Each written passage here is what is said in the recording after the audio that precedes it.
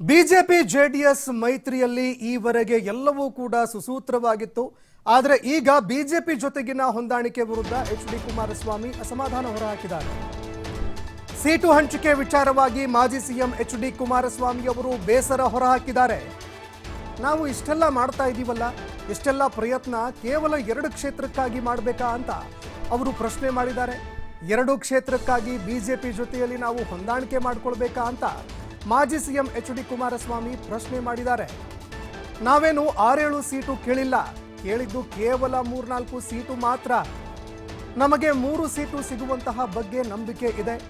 ಆದರೆ ಹಾಸನ, ಮಂಡ್ಯ 2 ಕ್ಷೇತ್ರದಲ್ಲಿ ನಮ್ಮ ಅಭ್ಯರ್ಥಿಗಳು ಯಾರ ಬೆಂಬಲವೂ ಇಲ್ಲದೆ ಸ್ವತಂತ್ರವಾಗಿ ಗೆಲ್ತಾರೆ. ಒಂದು ತ್ರಿಕೋನ ಸ್ಪರ್ಧೆ ಅಂದ್ರೆ ಆಗ ಸುಲಭವಾಗಿ ಗೆಲ್ತೀವಿ ಅಂತ ಎಚ್.ಡಿ. ಕುಮಾರಸ್ವಾಮಿ ಅವರು ಬೇಸರ ಹೊರಹಾಕಿದ್ದಾರೆ.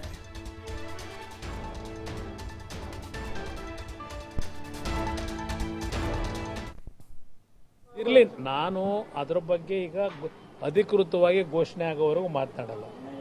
ನಾನು ಏನು 6 ಸೀಟು 7 ಸೀಟ್ ಏನು ಕೇಳಿಲ್ಲ. ನಾನು ನಮ್ಮ ಒಂದು ನಡುವೆ ಮಾತುಕತೆ ನಡೆದಂಥ ದಿನದಿಂದಲೂ ನಾವು ಕೇಳಿರ್ತಕ್ಕಂಥದ್ದೇ 3 ಸೀಟು, 3ರಿಂದ 4 ಸೀಟ್ ಕೇಳಿದ್ದೇವೆ.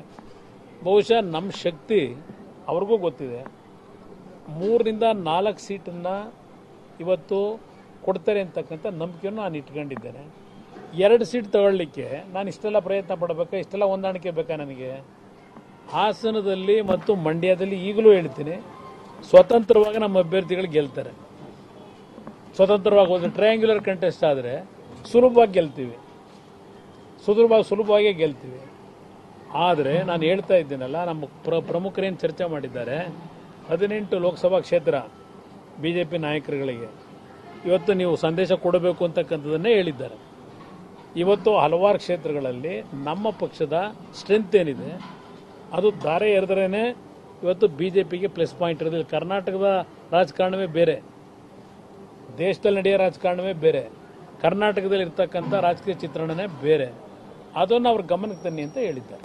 ಇರಲಿ, ನಾನು ಅದರ ಬಗ್ಗೆ